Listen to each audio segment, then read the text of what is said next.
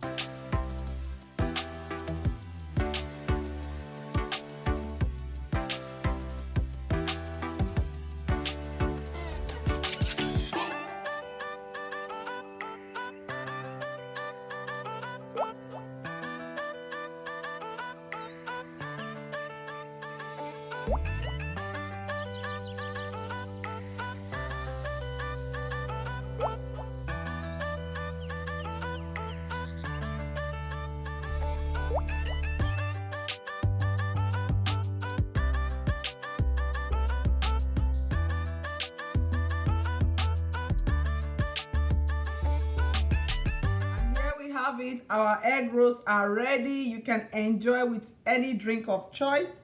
I'm just going to cut into one of them for you to see how beautiful that is. So the goal here is to make your batter to be as soft as possible. If your batter is too hard or too thickened, then it's going to be very easy to fold the eggs into it. You can see this, and the batter is still done all the way. So this you can enjoy with any drink of your choice. So give this recipe a try. Please don't forget to show your support. Click on the like button, share this with your friends, and subscribe if you haven't. Until next time when I bring you another exciting recipe, have a blessed and wonderful day. Thank you.